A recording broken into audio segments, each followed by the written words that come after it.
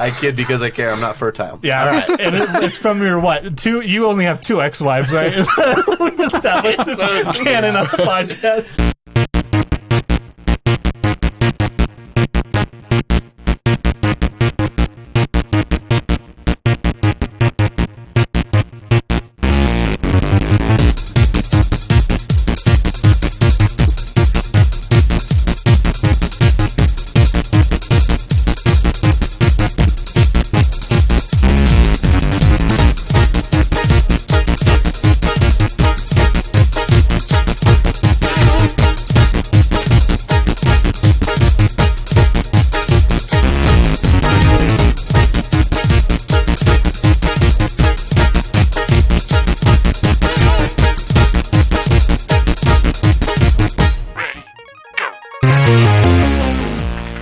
Welcome to Rewatchers on the Pod. That's the name of our podcast. I'm questioning myself. I've been gone for a while. My name's Mitchell Marshall. I'm here along with Tyler McKinley, Riley Harris, Tyler Harris, Justin Hammer, and our special guest this week during this run of movies who also did our selection and all that our talk about is Gwen Hammer. Gwen, welcome. We've talked about so many movies, but never in front of a microphone. Or at least Twin Peaksy. Hi. I'm excited to have you here. That was a good... All right. Anyway, so you picked Blade Runner / Blade Runner 2049. Can you tell us why you chose it, and then give us a little bit of a summary? You can read all of our collective notes for the whole group on what we took on these movies. I will do that. Let's do it. So I chose it because when we started watching Twin Peaks, I decided my brother should watch Twin Peaks, and he told me he would watch Twin Peaks if I watched Blade Runner and Aliens. So he has yet to fulfill his end of the promise, but I've seen Blade Runner. So you've watched your 4 hours of stuff. It's time for him to watch his 50. Yeah, What a he trade. needs to get on it. That's true. Yeah, absolutely. But I just, it really captured me, and I wanted an excuse to watch it again and talk about it. Yeah. Period. The end. So good. sweet. Can you summarize it for us? I will give you my whole 2 lines of summary. Are you ready? Born Things ready. get a little bit jazzy and then a little bit rapey. Chris is somehow the least creepy thing in a room of animated mannequins. That's it. That sentence might be the best summation of Blade Runner I've heard. Those for are a the 2019 two audience. things that stick out to me when I watch that movie. Afterwards, I'm Kinda sitting there and captures thinking the about spirit. it. Yeah. Like, oh, this synthy horn is great. This is our hero. That is one of my favorite things about the original Blade Runner is the soundtrack has been dated so poorly that I feel like I'm bracing for my parents to walk in on a sex scene because that's when they always walk in, you know? So it's like every single scene transition, I'm like, this horn is pretty sexy. And they're like, oh no, I'm just looking at polluted LA. Also very sexy. That's aged pretty well. LA's not that different from Blade Runner. What year is Blade Runner supposed to take place? 2019. It's Literally last month. Yeah, last Right month. now. Wow. We're in the thick of it. Yeah. I don't get to wear the cool jacket or the shirt tie combo that Harrison Ford wears, which is just 2 of the loudest patterons I've ever mean, you seen up could. close. I could. Do it. I couldn't pull it off though. That's the problem. I don't think didn't- he pulled it off. Out of all the people in this room, I think you could probably pull it off the most. I don't know how to feel about that. Yeah, Blade Runner. So people who have watched it most recently, Gwen. I mean, you watched it. We watched it this week. Okay, and you watched it probably a couple months ago for the first time? Yeah. Okay, cool. And then Riley, this was your first time ever Oh. watching it. Yeah. And we did watch... I was going back and forth a lot because there are 7 cuts of this movie, and I still don't know what the best one is to introduce people to the world of Blade Runner, but we did end up watching the final cut from 2007. I just want your initial, what you thought after, watching that. I had a lot to process because I felt like a lot happened because I didn't even really know what Blade Runner was going into this. I thought it was just an assassination movie Or maybe vibe. like a prequel to Edward Scissorhands or yeah, something. yeah, definitely some Edward Scissorhands. But I enjoyed it. I had to pay attention to I had to watch really closely, and I was also really tired when we watched it, so I definitely missed a couple things. But I did enjoy it. I liked 2049 more than the first one. But I did like this one. I had a really hard time with their whole like love story though, because it's not a love story; it's a rape story. Okay, Sorry. but it's a whole thing. Yeah. Yeah.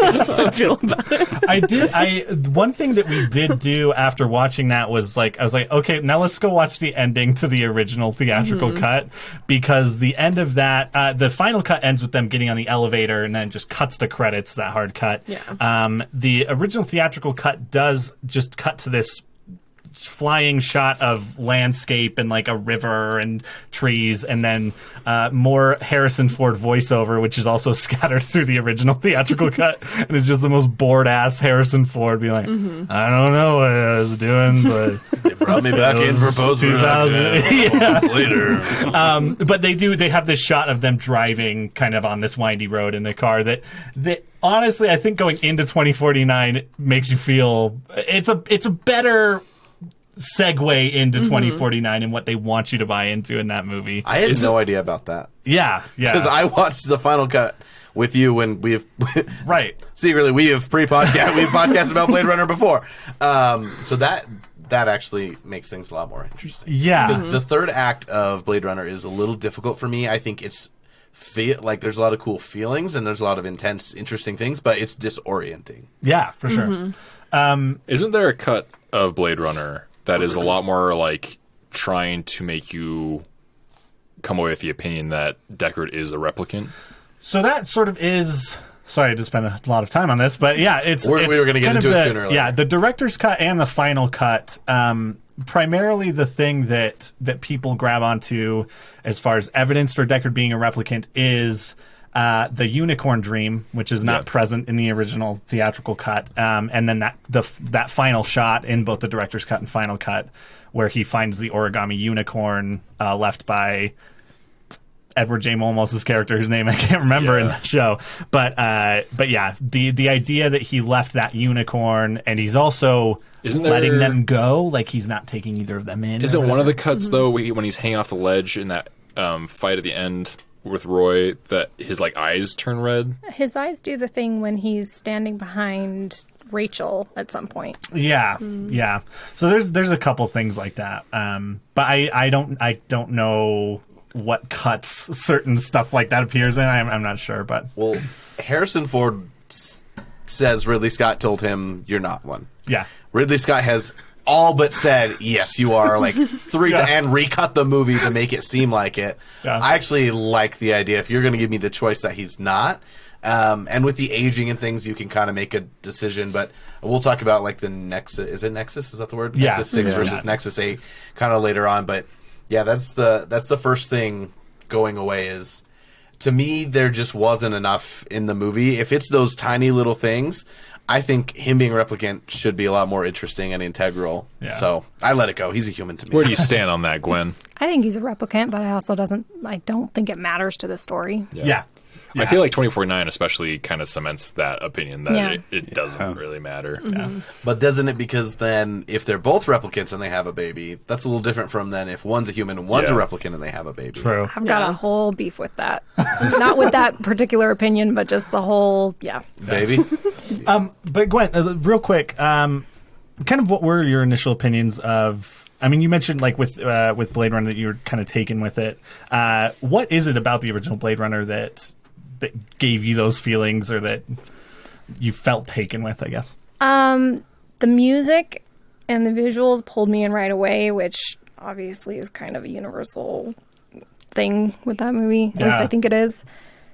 But just, I went in knowing almost nothing about it, and the experience of, I'm a huge baby about quote-unquote scary movies.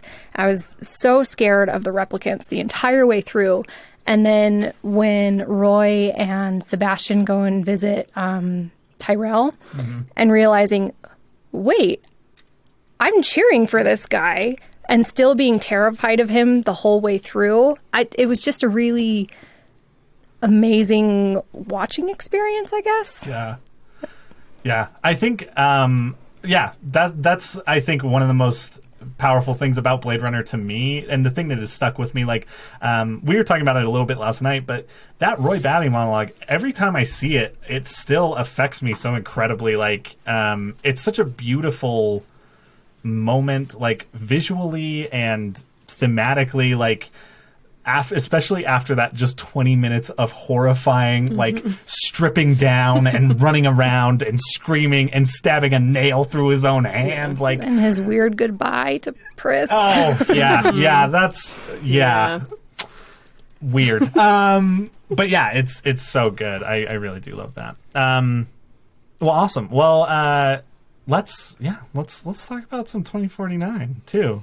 What a beautiful movie. Seriously, yeah, absolutely. It's been like color and cinematography just so good. Yeah, It was lovely. Yeah, finally the movie that Roger Deakins won an Oscar for. Oh, yeah. Like, after how many, like, I can't remember how many nominations, like, it was like 13 or 14 nominations before that, for some absolutely incredible movies. But yeah, I think one thing I love about 2049 too is it does so much to pay homage to that very iconic, like all the iconic feelings of Blade Runner, while still being so much itself and like setting itself apart from the original Blade Runner production wise, which is difficult. 2049 is the prime example of how you do a sequel that has a lot of time separating the two. And in my opinion, they executed everything perfectly. They kept, like you said, kept everything that the original makes it special, but also improved the areas where it needed to improve. And that's what's lacking in a lot of things that I feel like trying to reboot things or sequels to things that come along is it seems like every sequel I'm excited for that I get disappointed by is, what you thought was special about that franchise is different than what I thought was special about that franchise, apparently. And you thought it was the things that sucked, apparently. Yeah. But yeah, Blade Runner, I like 2049 probably a significant amount better than the original. But I do love parts of the original, like a lot of things about the original. I think the original is just so influential. I think that's the biggest thing I noticed when I watched it is, and it's hard for me to understand that because there may be a movie that came out 5 years later, but to me, late 80s, early 90s, like I was born in 91. Who am I to say like which one came out first? So to me, I think once I started putting some things in order, I just realized how interesting this was and how happy I am that it happened. And then 2049 just took the best of it and it ran with it, while at the same time it's quite connected without needing to be a sequel. It is interesting to me. 2049 didn't do bad. It did make more money at the box office than it cost to make, but when you bring in marketing costs, it probably lost money.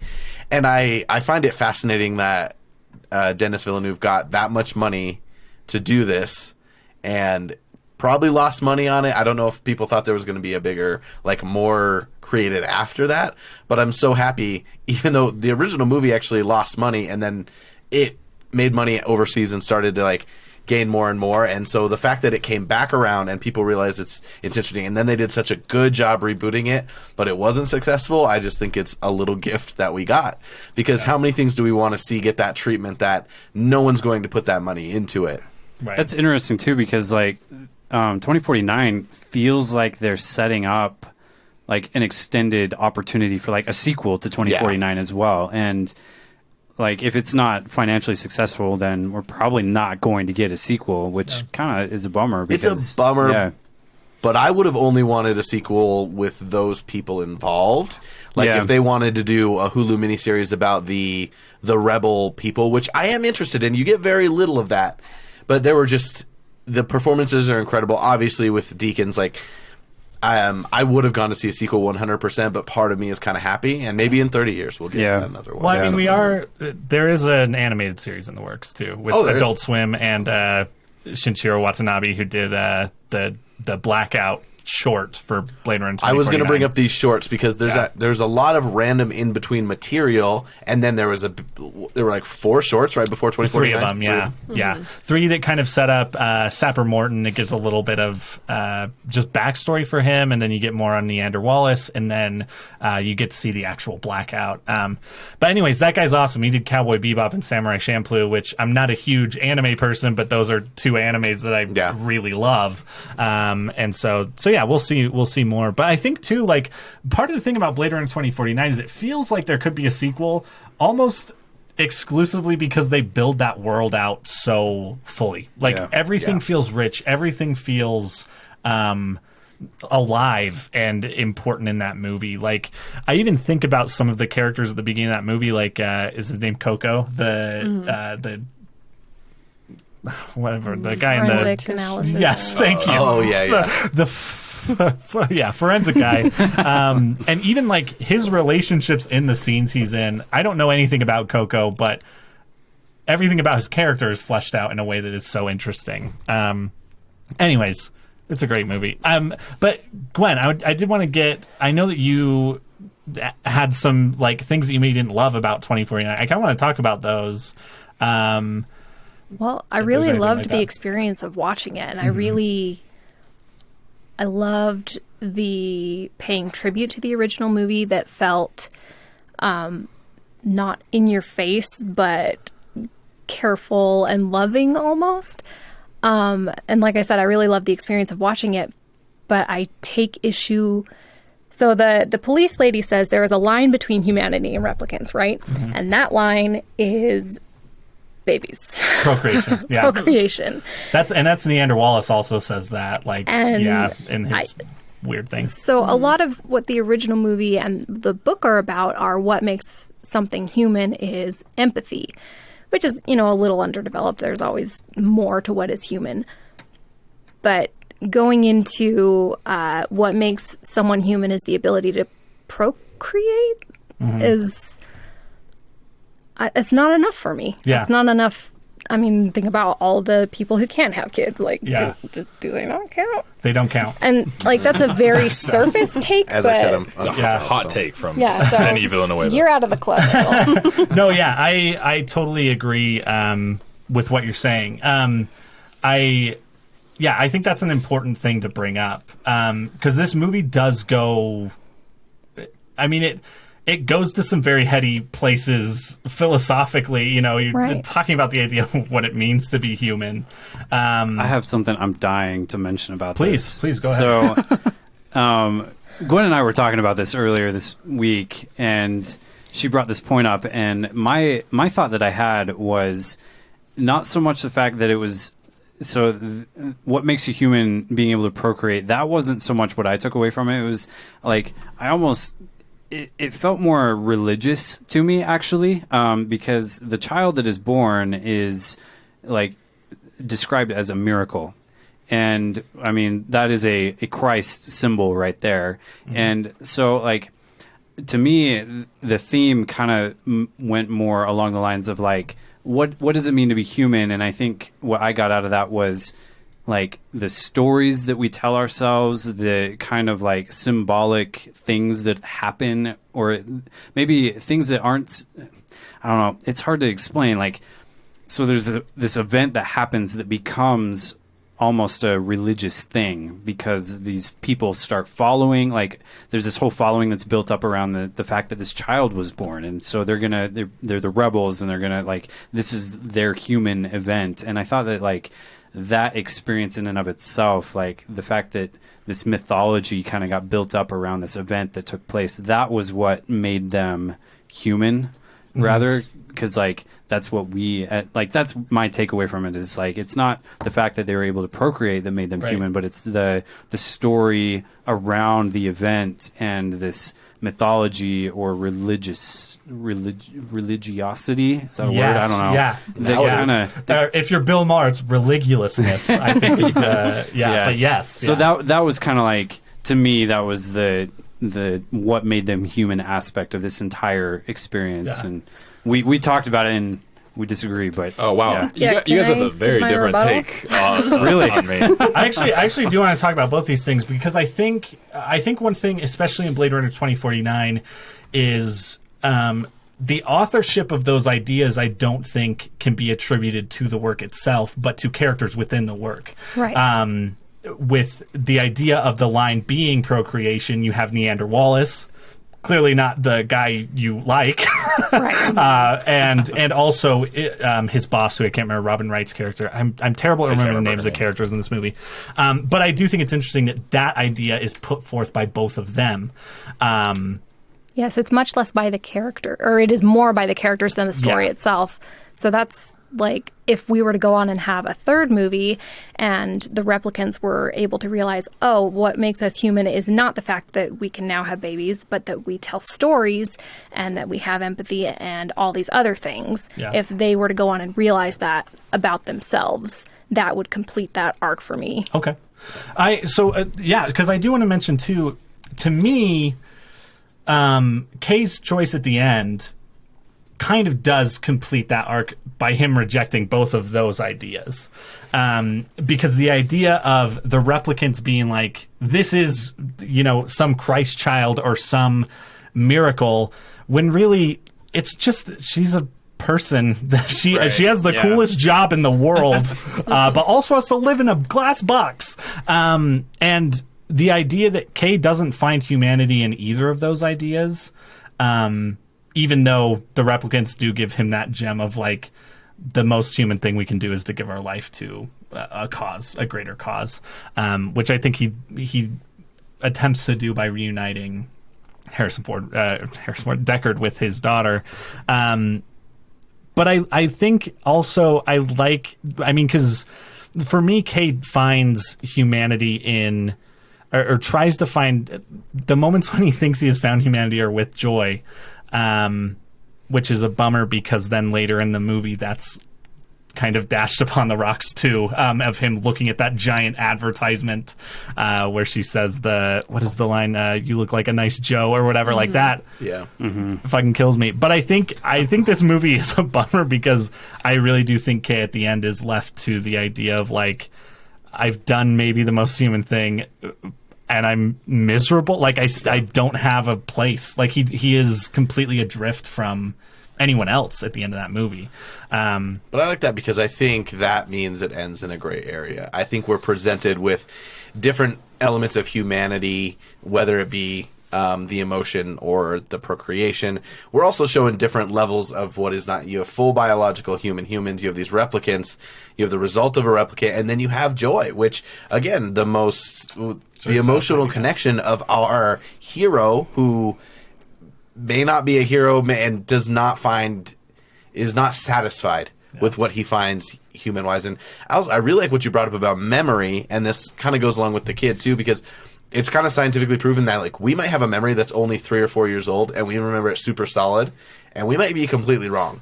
Like, the human brain is just not as impactful as it was, so it's interesting to think how replicants may process that, and they use the term, like, we're more humans than humans. I am satisfied with how much gray it leaves it in and the ideas that it presents, but certainly like some characters and the way the characters of Wallace and then the way people react to him really gives a lot of credence to the idea of the procreation being the level of humanity. And so that is definitely tough to deal with. I also just want to say all the performances in the movie are pretty incredible, like Mackenzie Davis, Ana de Armas, Harrison do a good reappearance, but man, Jared Leto, like, I know that's the character. I could really have done with a little less of him throwing some serious heat. Which is crazy because going into this movie, I expected way more of him, like from the advertising, and then there was so much less, and I was like, well, I could have done even a little less. Maybe he shot a lot more. I'm sure he did. It's probably like the Joker footage he shot for Suicide Squad. Am I terrible for liking his performance? No, bring it up, please. Here's the thing: it's effective. I just don't like it. I think it going into it, bringing the baggage we do with Jared Leto and his bullshit, it does have an effect on how. Because I was expecting it.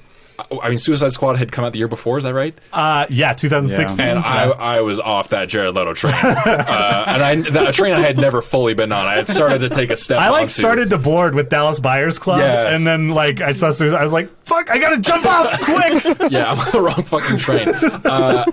But so when I saw 24/9, I was like, oh, I wouldn't say it's an amazing performance, but I appreciate what was presented and how they used him. You watch, and like I've talked to you about this, you watch the behind the scenes on the DVD, and they are interviewing the director, Denis Villeneuve, and he's describing Wallace's character. He's like, we need some pretentious asshole. He's like going off. He's like, so who do we get? We get a rock star. It's like, essentially just Jared Leto. Well, which is funny because the first choice Denis Villeneuve had for Neander Wallace was David Bowie. like David Bowie was the first choice.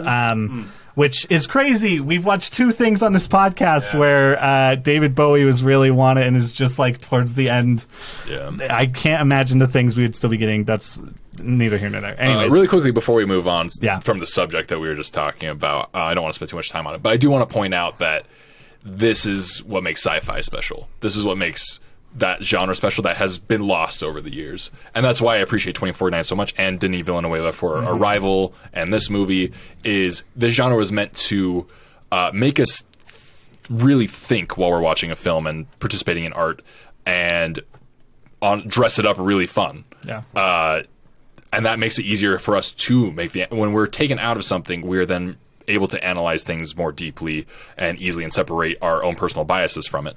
And that's what this movie does so well. We heard all the different opinions on why this movie works or doesn't work, or what it means to be human. You know, like, it's super pretentious, but it works in the right ways. It's not presented pretentiously, though. Yeah. Whereas sci-fi now has just become so much of, we need ships, we need laser guns because it's badass.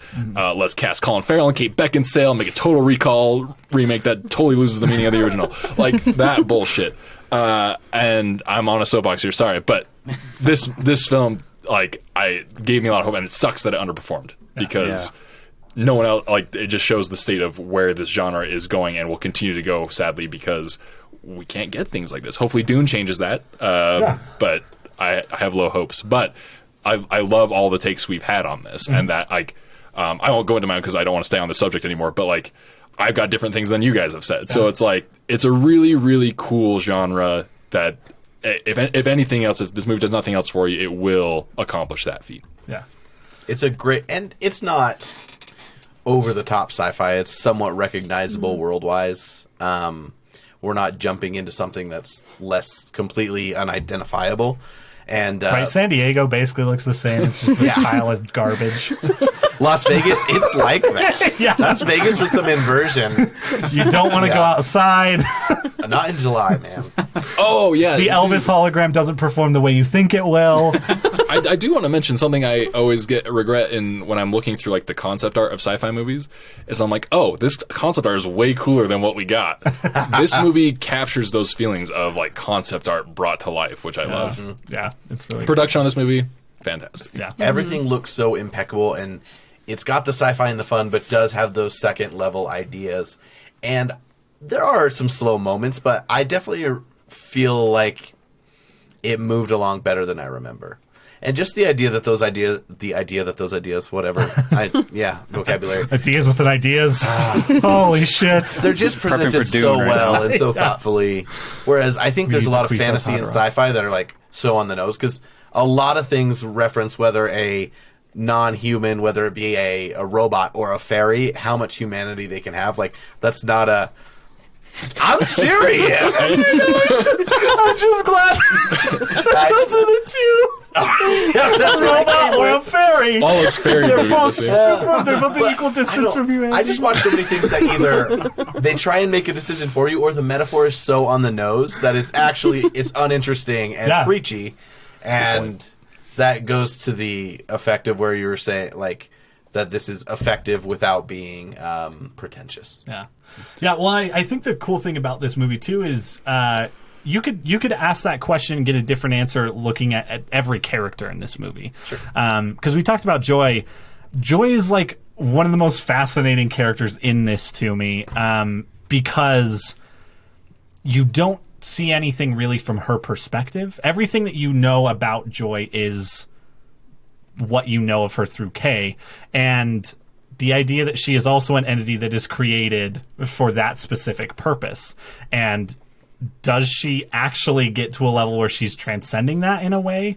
Or is that just because that programmer is fucking good at his job? You know, like, I mean, that moment where she says, "I love you," right before she gets crushed by the heel of that woman. And it's like, could be just really great program. And I don't know. There were lots of question marks, and it was a really great moment for that reason. Yeah, she's a character who I saw in the trailers and through marketing that I was like, I'm gonna hate this character. Like, I took it very face value, and she ends up being probably my favorite part of the film because it is the most ambiguous. That, especially that moment you mentioned earlier, is kind of. I went on a roller coaster because the moment she gets crushed, I was like, "Holy shit! I cared about that character." Yeah. I didn't realize I did until that moment and that relationship. And then that moment is like, "Shit! I cared about that character." Like, and so it's really hard. It's just her whole storyline. And then just one of the most interesting, like I say this jokingly, but also very seriously at the same time, one of the most interesting sex scenes I've ever seen in a movie, to a point where I once again, when it started, I was like, this is really actually very effective for this character. Yeah. And the more I think about it afterwards, the more I appreciate how she then interacts with, I don't remember anyone's name. Mackenzie Tully. Davis. Mackenzie Davis's character. Tully. Let's just go with Tully. Mackenzie Davis's character and like how she reacts to her after, I think is perfect. It's it makes that relationship so tangible and real, and honestly brings up another question about humanity of like what constitutes like a legitimate relationship, like what is that, and if like even going beyond that, even to what people's interests, like just how people choose to spend their time and whether that's validated or not.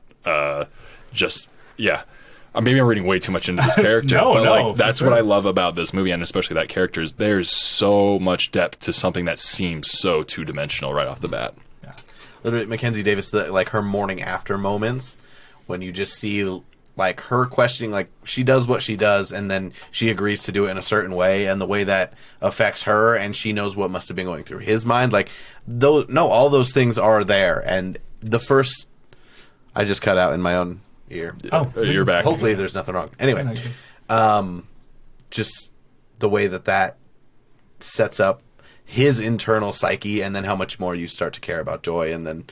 You think about movies like Her with Joaquin Phoenix, and then even with Joy, there's the potential, like, could they put her in a replicant or something? So that emotion and that churning and the confusion with them, and sex is a very intimate thing, and so to see them come out of that with the confusion, like, yeah, who would have thought that could be that interesting? Yeah, it's really great. But yeah, and I think even if you look at that moment, I think between Mackenzie Davis and Joy is important, simply because it's like replicants can be prejudiced assholes too. There's just this social hierarchy that never ends. There's all this prejudice and racism, species. I don't even know what it is. Classism, maybe. But classism. I think that's probably the more accurate. You always want to put someone below you. Yeah, but yeah. It's a good movie. I will say this is a good place to put in the idea that there are certainly people who make arguments, and I don't think they're necessarily wrong, that this movie tries to do too much. And I can see that argument. There's a lot to go into, but that's part of what I love about it. Yeah. I don't want to see a movie. I don't want every movie to be Blade Runner 2049. Yeah, exactly. But what Blade Runner 2049 chooses to do with its time, I really love. I really like. Yeah, Riley, did you have any thoughts on 2049? We watched it this afternoon. Yeah. Which also your first time with that, yeah. But I don't know what your impressions were, kind of like going through it. I think watching it, having watched the 3 shorts beforehand, was really helpful, because then we kind of knew the backstory to a lot of things that they like brought up in the film, and so it didn't feel so like, what is this? Like, what are they talking about? Like, we kind of knew more in depth, I guess, like what had been kind of going on over that like time period between the 2 movies. And one of the scenes in the movie I really loved was when they're having that fight in the ballroom in Vegas, and the holograms are like cutting in and out. And I feel like in movies, I'm so used to all the music and everything like narrating the scene, but when that music would cut out and it was just silence, it was a lot more impactful for me, and I thought that was a really cool scene. Yeah, it's really good. This movie has just the right amount of chaos. That's when you say, like, people like, oh, it says too much to me. It gave enough ideas out without throwing too much conviction at them, or like there are things I've missed. You guys have brought up things where I'm like, that did not pass my mind. So maybe for someone who either dug like something affected them too much and it bothered them, or they got a little semblance of all that. I guess it's just a long movie that is interesting with in-depth characters. I want that. Yeah. So like you said, maybe not every movie, but yeah, it's so good. Riley did bring up something I want to talk about very briefly of kind of bringing back the original Blade Runner back into it. Gwen is the chooser of this movie. I actually want to ask both the Hammers about this. Hammer time. Hammer, it is. Can this be our new segment? Yeah, can we get a music sting for that? Okay. Let's just play the hammer sound from Maxwell's Silver Hammer. It's like the worst hammer. I don't know if you guys listened to that recently, but just that tink tink, like boo boo boo, boo Beatles. Not a fan. The difference in music from the two, I kind of want to get, because you mentioned the music in the first one being something that really hooked you. How did you feel about the music comparatively between the two movies? I felt they were Blade Runner 2049 was very complimentary of the first soundtrack, but I was more focused on visually what was happening in 2049. Whether I would feel the same way watching it a second time, don't know. Justin, as the music guy? I actually agree. I think that the music of Blade Runner is nothing to really write home about. Like it's there to kind of guide your emotions a little bit, but there's no you're not going to remember a theme of any kind when you get out of these two movies. I think going from the original Blade Runner to the second one, like the sounds are similar enough. We get a lot of synth stuff, which is very appropriate. Like it all melds together with the sound of the universe, but it's not anything that's memorable in any way, which I think is actually appropriate for the film itself, because this isn't a the story is not a, I don't know, there's nothing to gain, I think, from the music in this. Like, the story is in the visuals, it's in the characters, it's not about the sounds of the universe. Whereas, like, you compare that to something like Star Wars, for example, where I think the sounds of Star Wars are very important to the story. Like, the characters and the dialogue and stuff are also important, but 2049 or Blade Runner in general, I think is just, that's not what this is about. Yeah. No, I think those are all interesting takes. I was something I only noticed because the first time I ever watched the first Blade Runner, I was like, this music is obnoxious. There are moments of it, for sure. And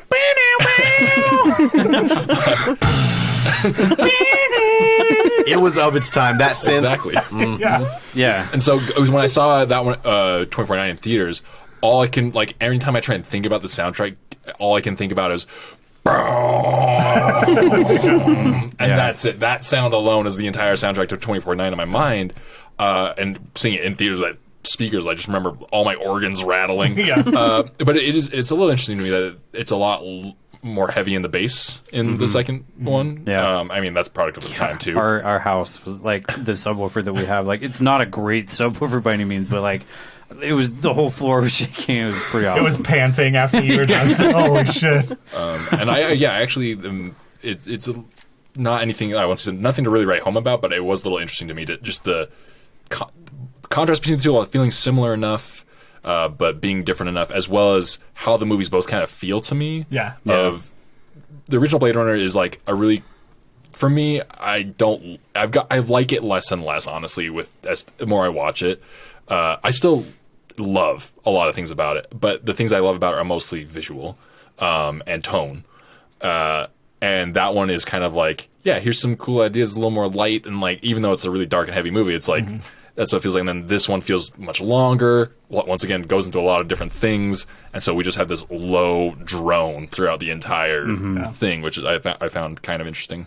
Well, I think there's something interesting to say about that too, because especially the original Blade Runner.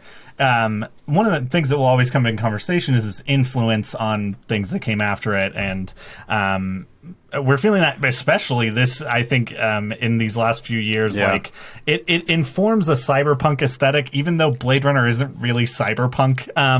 But if you go back, I think Blade Runner is so heavily influenced itself by noir movies from the 40s. And to me, a lot of that influence is actually found in the soundtrack, is using these synths to kind of create these old school I'm about horns, to say, but like new. yeah, exactly, like this very like jazzy feel, which is completely present and you get that especially in the theatrical cut because you have the voiceover, which although it might be the worst thing of any of these movies, just YouTube some of it. It's not bad. It's pretty bad.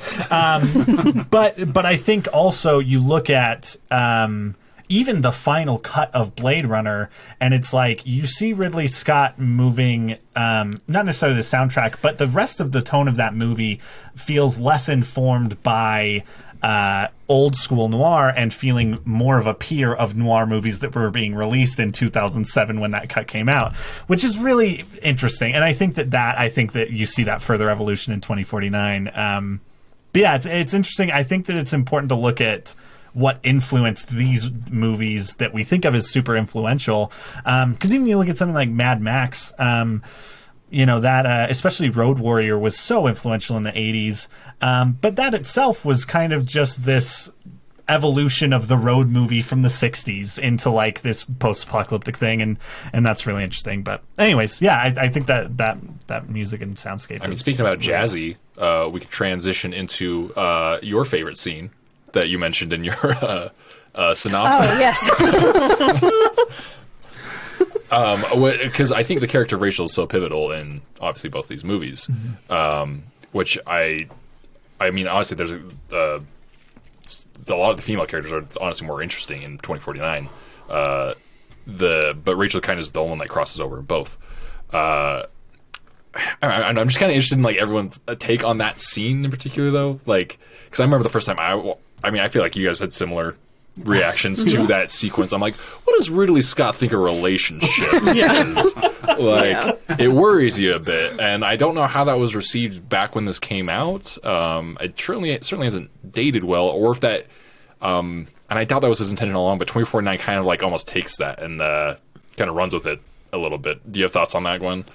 I think it works with the idea of Deckard being a replicant because he has the beginnings of empathy and understanding for who Rachel is, but then the power of boners compels him and he's like, we're gonna have sex now. And just, very emotionally immature man-child. Yeah. I don't know if that was the original intention, like you said, but that's how I decided I'd read that. We all have to come to terms with it somehow. It's actually pretty similar in the book. Like, Deckard just is all of a sudden like, all right, I'm going to have sex with Rachel. Which is, does it. Philip K. Dick and Ridley Scott, both of them have some weird takes on how that works. Yeah. Yeah, that scene is... I think especially I need to do some research and know if that scene was talked about in 1982 specifically. I'm sure it was. Those conversations are just hard to find at this point because they weren't being had online. Bunch of Neanderthals. I'm gonna have to look at paper. But yeah, to me it feels so it feels detrimental to the thematic conclusion that they reach at the end of that movie. Especially with her leaving, it's like, it's easy to read that as like a kidnapping. It's just like, do you trust me? Well, I've been taught to repeat what you say to me at this point. Like that is, there are no real conversations between them after that point in the end of the film. And It's interesting to watch that first scene when he's giving her the Voight Kampff test or whatever, which I think is such a great scene, both visually. That's probably one of my favorite visual moments. That long shot of in the Tyrell Corporation is the shaders come down over the sun. Anyways, but that scene is really interesting, and the revelations that you get about Rachel are really fascinating and make her a really interesting character. And then that's it for pretty much the rest of the movie, which I think is interesting that she then does become the pivotal figure of Blade Runner 2049. It feels like trying to reauthor a little bit of that relationship in a way that I don't know. Well, it does kind of echo the relationship between Joy and Kay. I guess I should say that relationship echoes that between Deckard and Rachel. Of are they really in love, or is she programmed to just go into what he wants? And I think it also kind of leaves. I think once again, 24/9 pushes it towards the level of ambiguity more. That is like, I don't know. I can't answer that. Yeah. Especially with the amount of like care and advice and sacrifice she shows later on. It's like, what if that emotion is genuine or can be genuine, and we're giving all this emotional credit now to the replicants, and what transfers to Joy. Joy really just does add a new layer of interest to that. Yeah. The recreation of Rachel, by the way, like, it's amazing to me that we're getting so many more movies with digital recreation, and some do it so well. Like, the fact that in The Social Network, which came out in 2010, Armie Hammer's face is so incredible. But then we got Tron Legacy. It's still incredible, though. Let's give Armie Hammer his due. But keeping it well. It's good. Good genes. Tarkin in Rogue One, like the Tron, like it's so hit and miss. Yeah. Like even in The Irishman, it's hit and miss, and I forgot about it after a while. But it's just impeccable the way that they do it, and especially with, it's kind of a. What's the original corporation called? Tyrell. Like Tyrell is to Death Star as Starkiller Base is to Wallace in a lot of ways. Okay, yeah. So just for them to draw that, like even the assistant, like she does her hair the same way Rachel did, and then to have Rachel in that moment with this Wallace character who we've seen torture this newborn replicant, and in such a that is maybe the equivalent of the most painful scene of that movie. It's really good at impeccably drawing you back to the original without needing to retrace it, or for really you to have seen it. Yeah. Mm-hmm.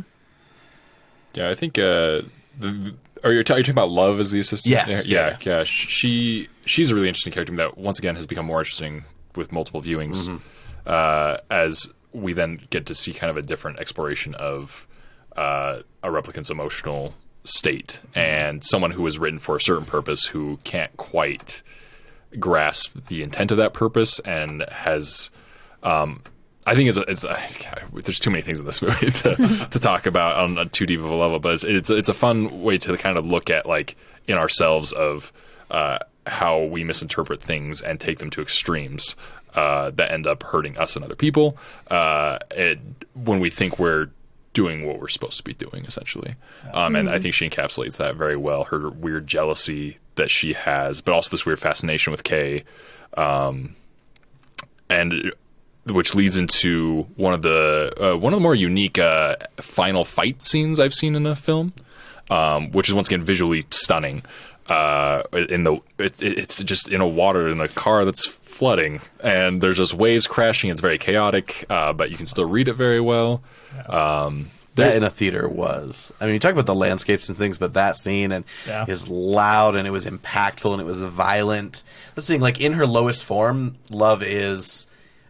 She's Mila Jovovich in some Resident Evil. She's Any just Resident Evil, she's yeah. just this violent that. servant, and that gives you her limitation to see beyond that, and the way that loyalty is kind of, it adds another layer of complexity, because it's like she's the same type of creature as Kay, but she has this limit that he seems to be seeing past, but then he hits a limit at the end of the movie where he can't choose, or he can't value himself to that amount. So it's I think it's fascinating. I looked up what else that actress has done. It has not been much since, but I hope to see more. But you wouldn't recognize her. She looks like a blonde supermodel, whereas in that movie she looks like so purely, perfectly that stoic.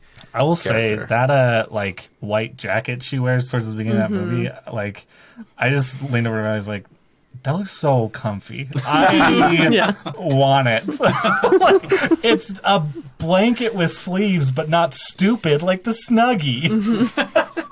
I won't get weird looks when I'm wearing that. Snuggies weren't meant to be worn in public. What?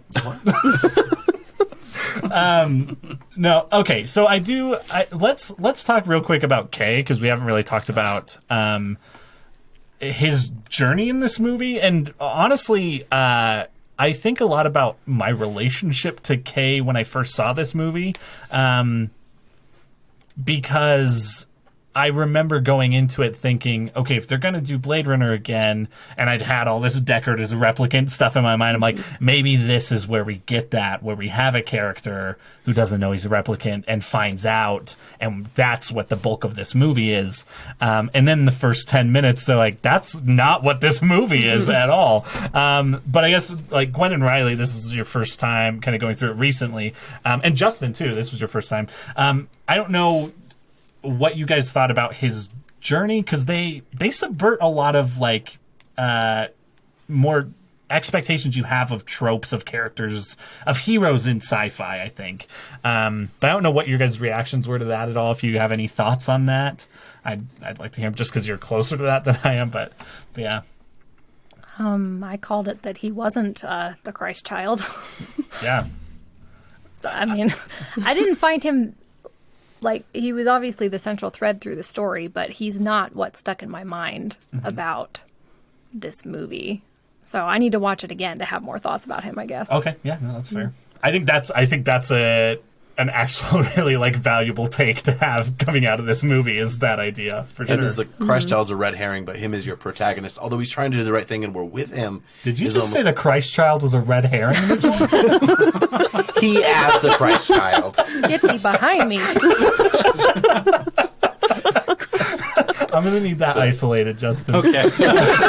Anyway, Ryan sorry, I Gosling does didn't mean a to great interrupt. job Sorry. of being presented as a false baseline throughout the film.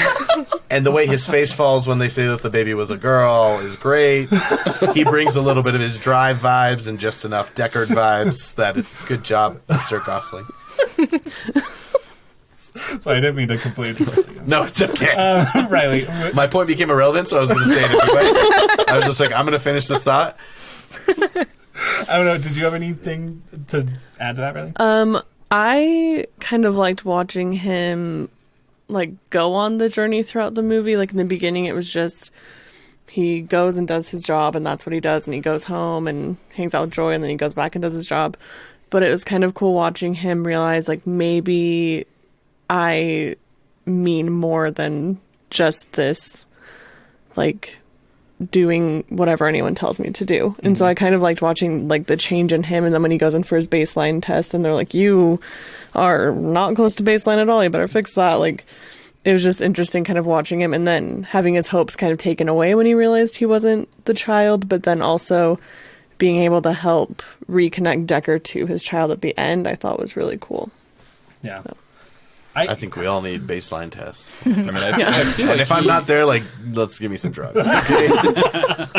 And if I'm there, let's give me some drugs. Justin, I don't know if you had anything to add to that, like just Kay's journey and stuff. I think I kind of fall along sort of how Gwen felt about it. Like his character was more of a vehicle for everything else that was happening around him, for me at least. I don't really think while I was watching it that I ever really put myself in his head or was thinking about what he was feeling, which is kind of weird to think about now. Like when you were asking that question, I was like, man, I don't really have like super strong feelings about the protagonist of a movie, but yet I still feel like this movie, like this film, like was very impactful, which is really interesting to think about. Like the main vehicle for progressing the story is not something that really stood out to me. Yeah, that's and interesting. yeah, that's kind of an interesting thing to experience. Yeah. So yeah, I think for me, the Blade Runner story was more about everything that was happening around our protagonist instead of the protagonist himself. Okay, interesting. I think. Oh, sorry. Go ahead. No, you go first. Yeah, are you sure? Did you get? All right. I'll be brief. Yeah, I kind of felt the same way coming out of it the first time, and then once again, opposite of the first Blade Runner. This movie, I watch it more and more. The more and more I love it, the more I take away from it. I think this movie has a lot of religious undertones, and Kay is definitely one of them. And this is where I put myself in kind of Kay's shoes after viewing it multiple times. Of he actually works as a counterpart to Love very well for me. They're both kind of symbolic of, like I was talking about earlier, what belief can do to a person, and what a person does with belief. And when he believes, it's kind of almost that Matrix Oracle type of thing where he has to believe he's not the one to accomplish, what he is. It's kind of the same with Kay, where he has to believe that he is the chosen one to go through this journey and make the hard choices he has to make. And that's what drives him. And then he does end up learning the truth. And instead of, breaking or letting that make him lose any hope or anything, he ends up becoming, realizing more about himself at the end. Where it's kind of the opposite with love, is like that drives her to a level of insanity to where it's her own self-destruction. And I think that's a fun dynamic for me to look at.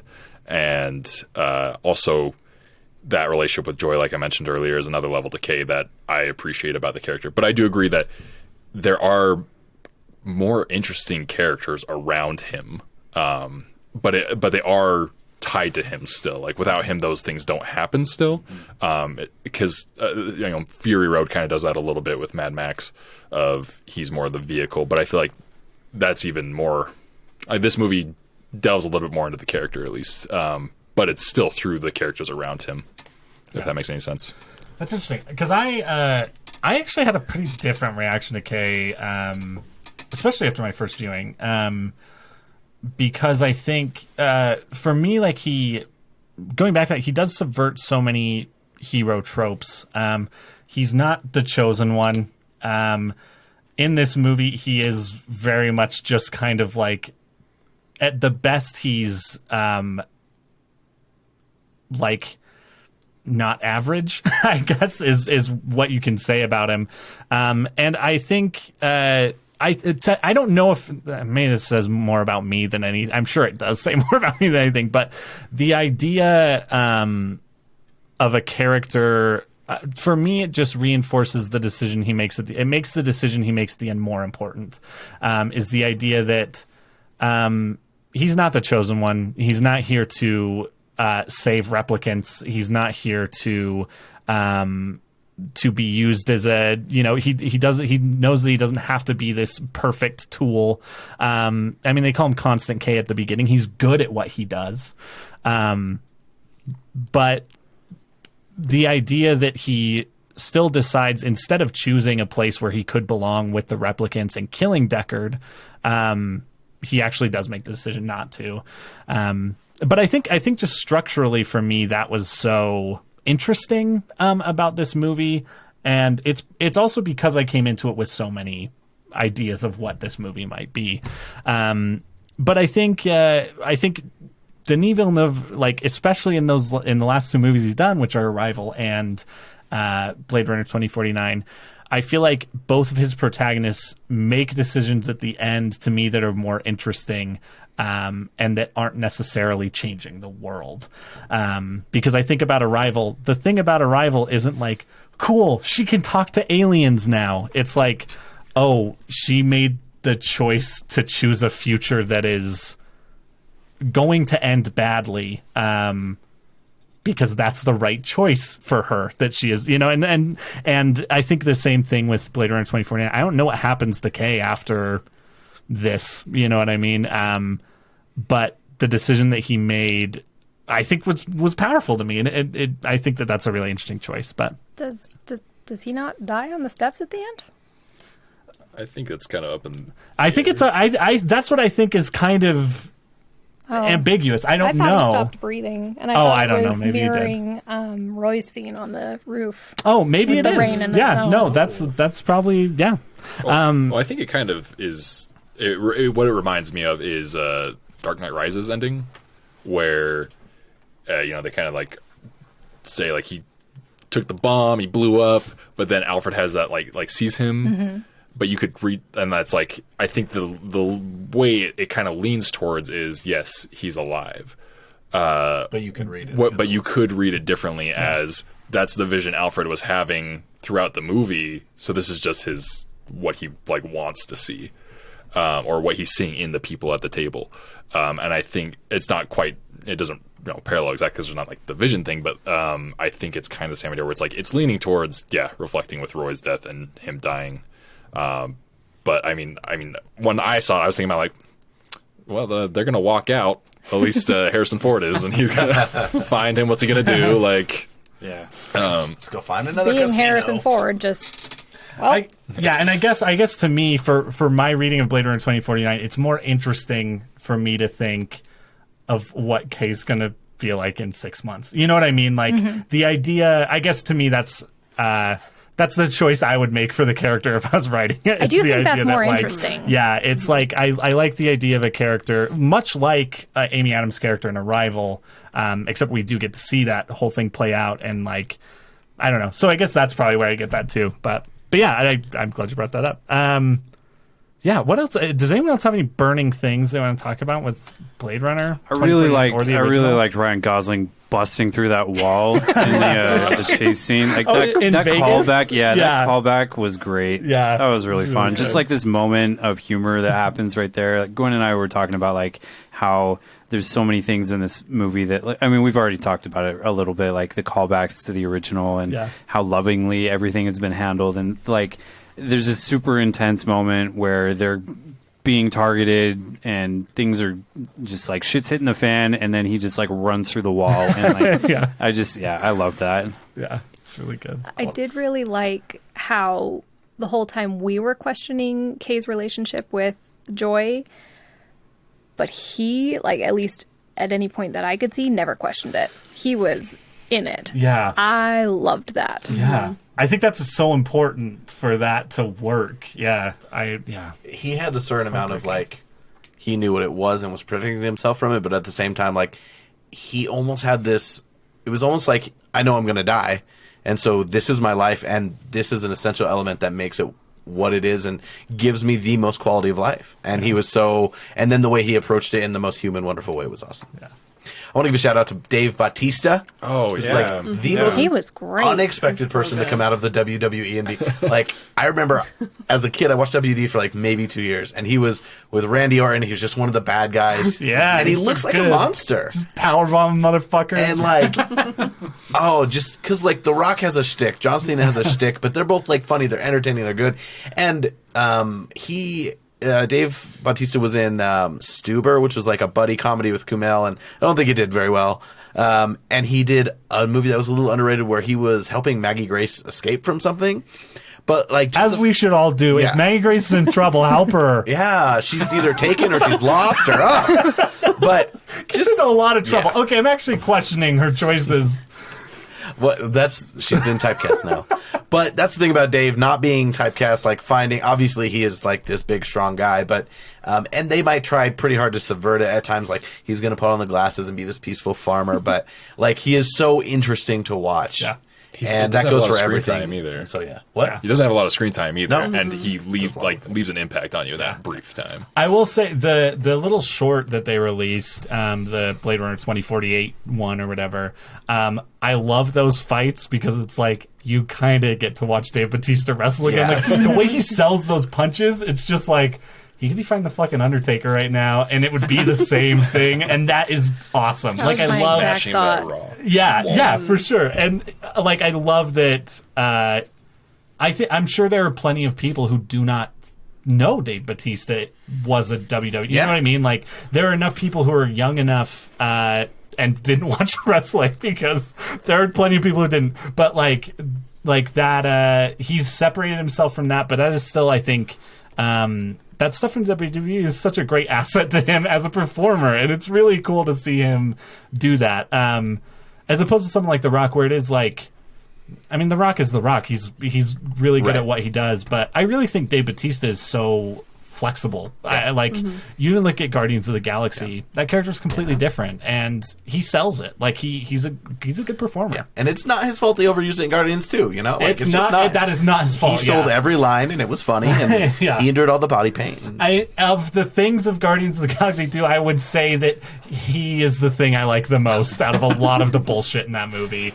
I like Dave Bautista. He's great. He's a good I didn't dude. hate that movie, but I don't know if I'll ever watch it again. It's bad. All right. Anybody have any final thoughts before we take a break? And in case it's not clear, I fucking love this movie.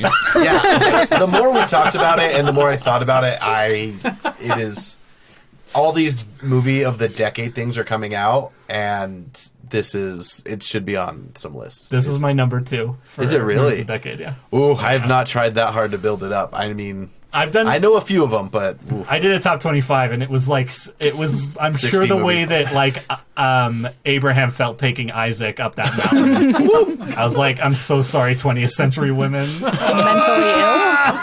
Oh boy. No, just it was difficult. The mentally ill thing, I've taken plenty of medication.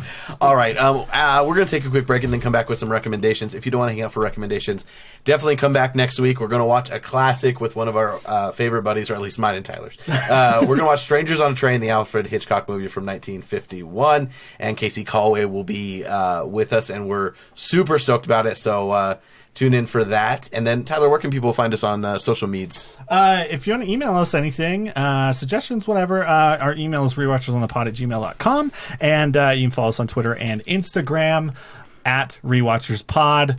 Also, we're on Facebook as CBA Productions for tax reasons. Like us there. You can guess what CBA stands for. I do every day. Sweet. We'll be right back with some recommendations.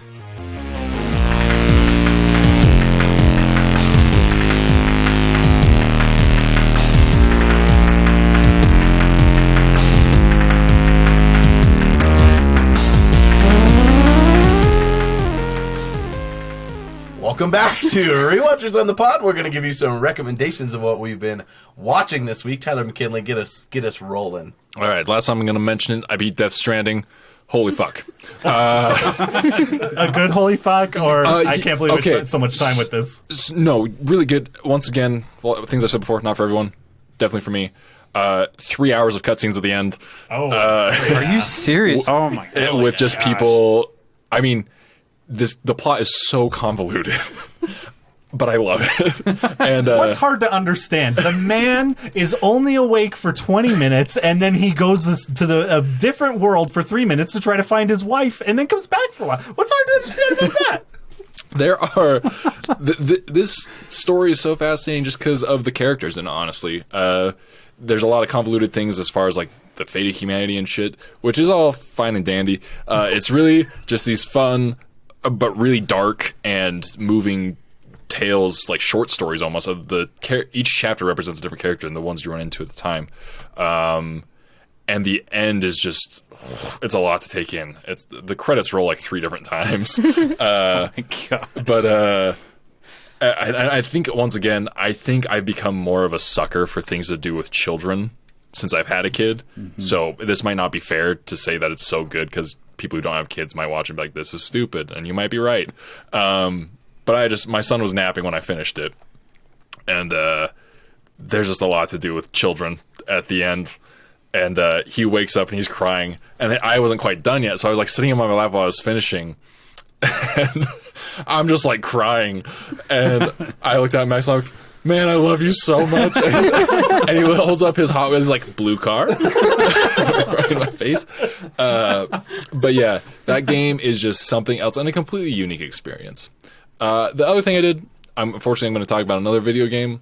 I started playing this wacky ass game called The Council this week, and holy shit, it's a horribly acted, dialogue driven choice game. That's the thing I like, where primarily dialogue is concerned, is terrible acting. And honestly, the first scene, I was like, I can't play this, because the acting was so bad. But it actually becomes, its systems actually are some of the most, like, you know, how these games are always like, your choices really matter, and they fucking don't. Mm-hmm. This one actually at least has tricked me to think that they do. Especially where I put my stats. Like, you have all these stats that open up different dialogue options, and there's so many that there's no way you can have a perfect playthrough. You will miss things because you can't put your points in everything. And it lets you, like, you can see the dialogue options that are like grayed out. You're like, oh shit, I can't do any of these. because all my points are into linguistics, and I want people to think I'm really smart because I can speak a lot of languages. And that's the wrong basket to put your eggs in. I'm going to tell you right now. But a life lesson. Thank you. But the plot's just crazy. To make it short, and just the most interesting parts, you get invited to an island to look for your lost mother, and other people have been invited to this island by an eccentric philanthropist, and he, you go into the foyer when you first arrive, and guess who's fucking sitting there? Fucking George Washington. And Fucking George Washington. and George Washington's like, oh yeah, I'm the head of the Golden Order in the Americas, and your character is a member of the Golden Order in France.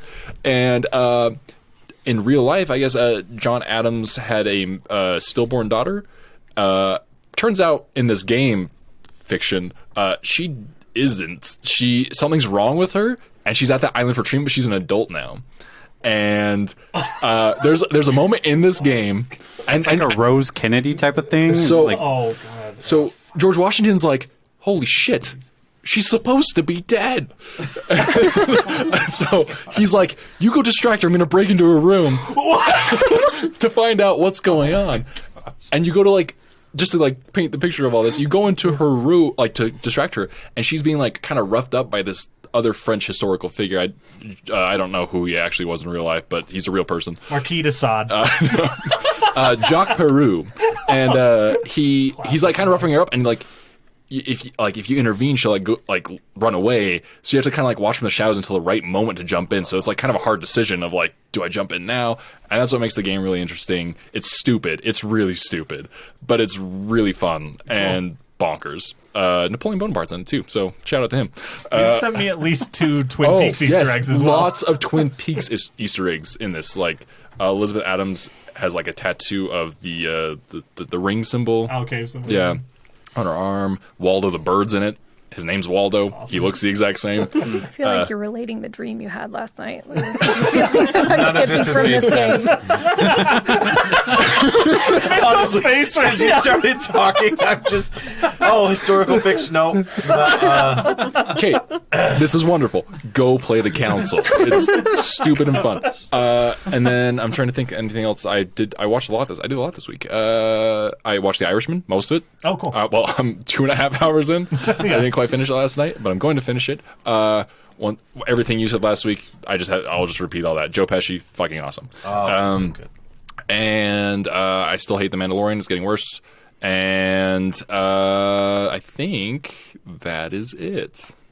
So yeah. Fair. Gwen, what you got? Recommend something to us. Well, I finished The West Wing this week. It was Throwing it back. not amazing, but I watched all 7 seasons, Wow. so there was something. When you say not amazing, do you mean the ending, or do you mean overall the show was maybe Season not what you 7 wanted? was lackluster, and I just kind of watched it because I'm not a quitter. Okay. But Isn't that the one Sorkin didn't write? I don't know. Oh, I was gonna say then that's what that tells me is that Sorkin is a quitter, because I really hate the last season of The Newsroom, Oh, and really? I love the first one so much, and I don't like the second one, and I really don't like the third one. Yeah, Anyways, with maybe it's 'cause season of the 7, shows. the president that you've been following all along is in his second lame duck year, and so you're following the candidates and who's going to get elected, but it's just not that interesting. Yeah. But so I liked the show because real politics is so bonkers right now that this just felt like comfort food almost. This is your joy from Blade time. Runner. Yes, this is my joy from Blade Runner.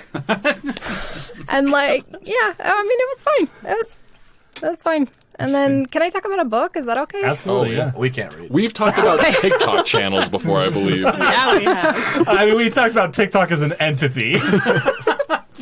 Okay, so 2 books. One is now I can't remember what it's called. Oh, Story of Your Life and Others, which includes the short story for Arrival, which I feel like the movie carried off the whole idea much better than the short story. But I liked the other short stories in the collection a lot better, and there is one at the beginning and one at the end. One about the Tower of Babel and another one about human appearance that just had some really interesting ideas. So that, and then I know I've probably talked to you all about The Three Body Problem before, but I'm rereading it and I just love it so much. So, sorry, Story of Your Life, that's Ted Chiang, is that his Yes. name? Okay, and then Three Body Problem, who's that? All right, hang on. I wrote that? It's Lu Shashin. Yeah. Lou Shashin. Okay. Like my favorite Lucius, SoundCloud like rapper is Lucius named Sheen or Lucius Sheen? Liu, Liu. He's a Chinese author.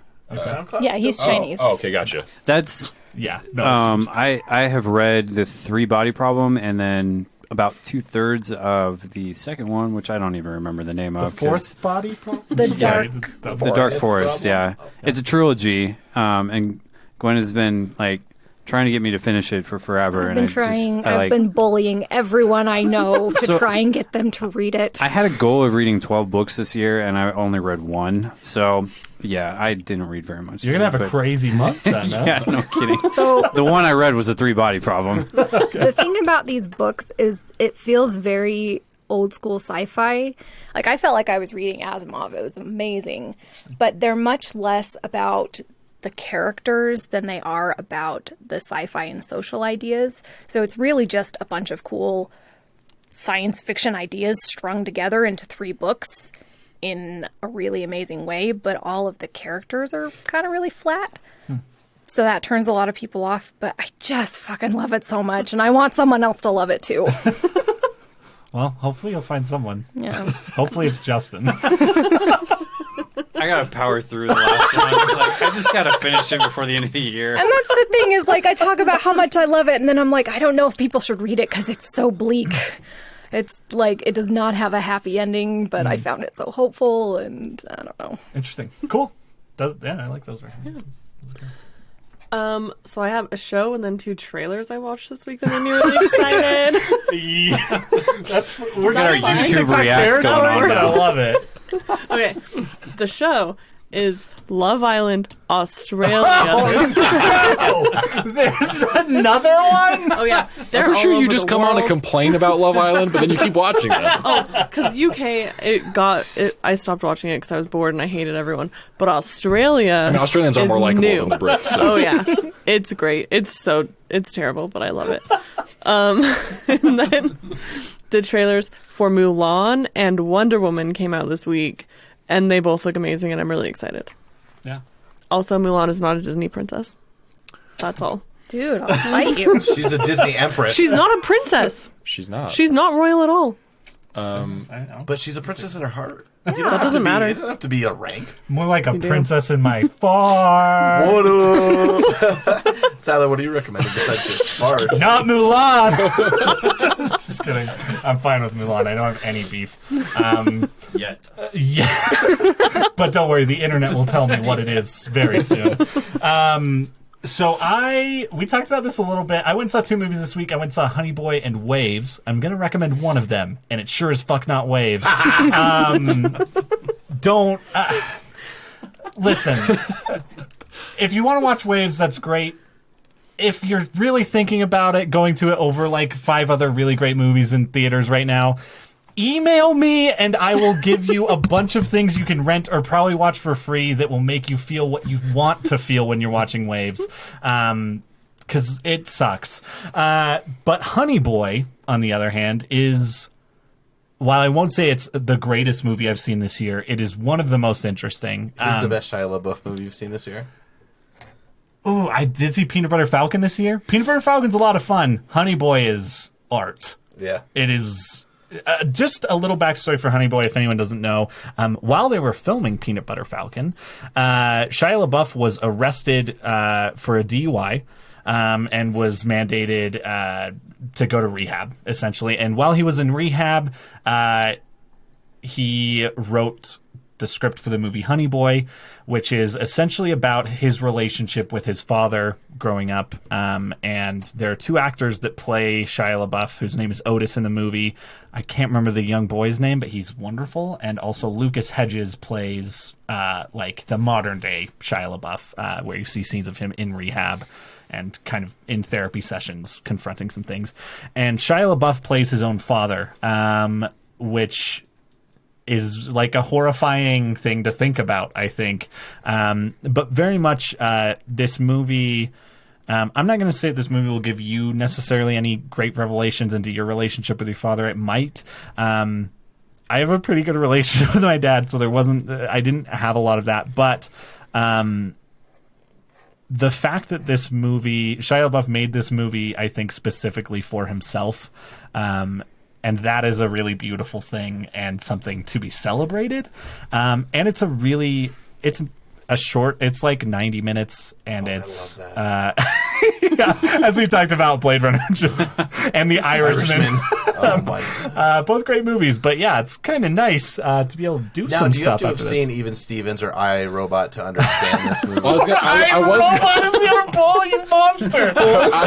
was going to ask you if how strict is it to his life? Like, is it like? Oh yeah, I mean, it is like very, is Even Stevens reference? It is very not by name. It is very apparent the set he is working on at the time of young Otis's life is Even Stevens. Cool. And yeah, that's really Is interesting. Beans in the movie? No, no. I will never get over that Even Stevens movie and Lizzie McGuire movie came out around the same time, and Lizzie McGuire was like a theatrical movie, which it holds up, and Even Stevens was just a Disney Channel release. Yeah. It's I mean, it's good. weird as hell. It is. They're like on a reality show on an island. Okay, I digress. Let's keep going with Honeymoon Boy. No, but definitely, I think it's going to get a wider release over the next little while. I would anticipate, just because it's a weird, cool thing. But yeah, if you are able to go see that, definitely check it out. It's definitely worth your time. The other thing I have been watching this week is the third week it's going to be mentioned on the podcast, but I've been watching more Taskmaster. It's the perfect background show. British comedians are really funny. It's a delightful show, and I've watched 4 seasons of it now. Now they're short; they're only like 6-episode seasons, but it's very good. But yeah, that's it. That's all I have. Real quick. Yeah. I totally forgot I have one more. Oh shit. Sorry. I got mine too, man. Sorry. Mike Birbiglia's new stand-up on Netflix. I haven't watched that yet. I watched it, and if Mike Birbiglia is your jam, this is phenomenal. Is that the one about that? his kid? Yeah. Okay, yeah, Did you guys watch it? yeah, Yeah. we did. Okay. Is that the way you're going to talk about? No, it's not. Okay. I really love Mike Birbiglia's style. It's definitely not for everyone because it is almost more of like a motivational speaking that's just really funny. It's become closer and closer in style to something like This American Life, which I actually like, where it's just him telling stories. But yeah, Yeah, and like it's just there's moments where like you're going from like really somber to crying to laughing, and that's kind of his comedy since after his like first 2 it got a lot more like that. Yeah. I think at some point once he's done, I want to just have a marathon and watch them all and experience like this man's life because he just kind of tells the sections of his life and they're all true from my understanding. I mean, obviously embellished in spots, but it's very fascinating and very funny, and so watch it. It's on Netflix. yeah. All right, so here's my dad recommendation of Frozen 2. Yes. I think Frozen 2 will be more enjoyable after the 100th time you've seen it than Frozen 1. So, I've got a lot of time on my hands. I don't think I have enough time. Do you want to watch an 80s rock ballad This is sung by Jonathan Groff?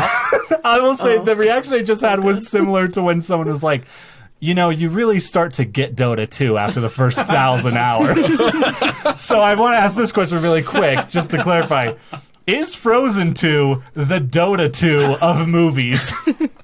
I don't think it's as toxic.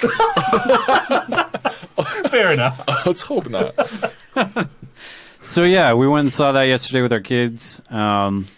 It's great. It's great. I feel like it's at this point it's just Pixar flexing their animation muscles. Whoa, not even Pixar. Whoa. Disney Excuse animation. me, Disney animation. I am sorry. Yes, Big difference. Disney animation flexing. They only share half Their of their animation employees. muscles.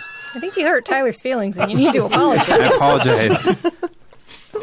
I liked the movie. Okay, it was really So you cool. have only seen it once, though. I've only seen yes. Okay. As of right now, We'll once- check in if week it- to week. If it hits Disney Plus, then I'm sure that that's going to change. I don't know how many times I've seen Frozen, the first Frozen movie.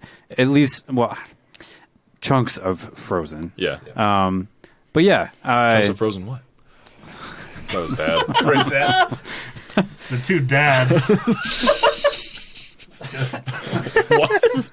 You're both dads. That was The two. Gotcha. Hey, yeah. yeah. I don't know if your kid's a Frozen kid, but my kids are definitely Frozen kids. So. Yeah, he only lives and breathes for cars. Like, not cars in the movie, yeah. like Hot Wheels cars and Rocket League right now. So Got it. Yeah. But yeah, it was a good time. You mentioned the rock ballad, the 80s rock ballad. That was one of my favorite parts of the movie. It was funny. Like, it definitely, I mean, this is just how Disney movies are. Like, you go in, your kids are going to love it. You're going to love it because there's stuff for you as an adult. There's stuff for your kids who are 3 and 5 years old. So, yeah.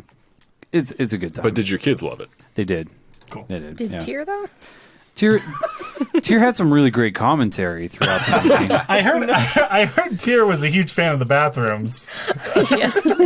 He did not want to go back into the theater after our break. He said, let's stay here. Yeah. The best part, there's a scene where they go into a shipwreck, and you just hear Tyr, his voice, his little 3-year-old voice. They're gonna die, or they're gonna be dead. Just, yep. Oh, You're great. It's amazing. here's when Olaf recaps the first movie, it is pretty damn Oh funny. my gosh. Yes. Yeah. But It's so not, good. it doesn't. I feel like the first movie had 2 to 3 really signature songs. This one, I don't think they'll stick in your head the same, which is both good Right, because you yeah. might have to play them on repeat a little less, but also interesting that overall the movie that's Disney candy that Yeah. like I went and watched it on Thanksgiving night with my 6 or 8 of my 10 nieces and nephews, and like we were all delighted. I didn't feel like I wasted my money. I probably won't see it again for a long, long time. Went out for drinks afterwards. If only. Yeah. I do feel like the first Frozen been the movie cool was uncle. a better, just like a better packaged story. Yeah. As far as like Disney movies go, Frozen 2 is fine, but I think that the first Frozen movie was a better movie. They tried to throw in a few like pieces of mythos and then a few changes throughout where the third act it gets a little messy, but Yeah. like they don't. Who cares? Like, Right, yeah, If the kid exactly. could follow and enjoy the entertainment, who cares? Cool. My recommendation, and this is a strong recommendation. You should watch Marriage Story.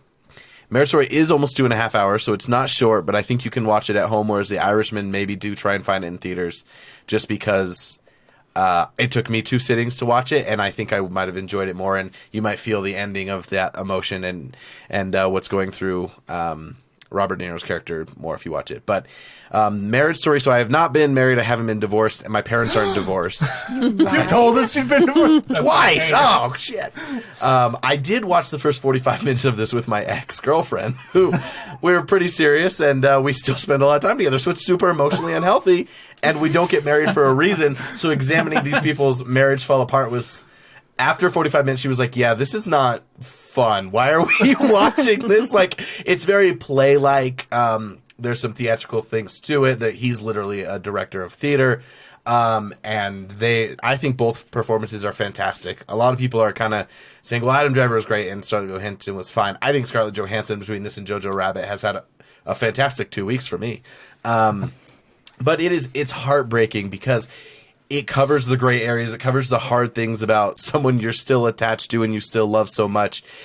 Someone who's still like your other half, but you're also trying to do it right. And you get to see the kid's perspective, and you get to see the explosions. And it is just, I haven't watched a lot of Noah Baumbach. And so the people who I'm actually listening to, I listen to a really good podcast, and he actually interviews Noah Baumbach on it. He's like the biggest fan. And so I can't relate to that.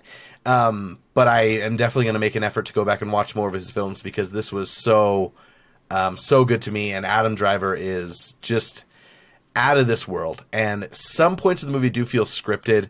Like I said, there's a play-like feel to it, but it at no point feels anything but like authentic to the feelings that it's providing. And so I've heard maybe people be like, you'll learn a lot if you watch this with your spouse, or if you've been through divorce, it might echo some things. I can't relate to that, but I can tell you as a movie, it is really good. As far as it feeling human, it's fantastic, and I hope it gets recognition. I would much rather see something like this get some love than some other movies like that are being talked about. Yeah. So that is my impassioned Don't watch it with your ex. This is the second movie Noah Baumbach's done with Netflix. So there's actually like the Meyerowitz stories is really phenomenal, which is with Adam Sandler. Adam Sandler, Ben Stiller, and Adam Sandler. Uncut Gems is coming, kids, and let me tell you, I'm so psyched. Kevin Garnett on the big screen. Yeah, it's gonna be great.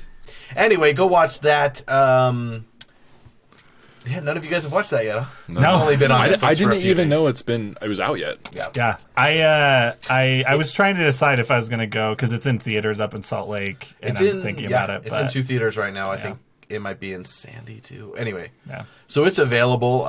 Go see it in theaters. I think the more you can just let yourself relish in this. Like, that's the thing about Netflix. No matter how engulfed I am in something, I'm always going to look at my phone a little bit. Mm-hmm. But there are shows more for that. Like, I just started watching the Great British Baking Show, which that's everyone was like, you'll love it. And it is adorable. It's hard to turn off. There's 3 challenges every show. And I was like, I'm just going to see what the next one is. And then I got things to do. And then I'm like, I can't not watch them make this strudel. Like, how are they going to make that liquid stay inside of the sponge through the whole bake? Is Mary Berry going to shit on this right now? Oh my gosh, I love it. Oh, okay. Perfect holiday vibe. Cool. Hopefully, people have some time to watch some things coming up. But anyway, next week we're gonna watch Strangers on a Train with Casey. Please come back and experience some Hitchcock with us. But my name's Mitchell Marshall, and this is Rewatchers on the Pod, and I've been here with. That was awkward. All right, I'm getting back in it. My name's Tyler McKinley. Gwen Hammer. Riley Harris. Tyler Harris. Justin Hammer. Bye.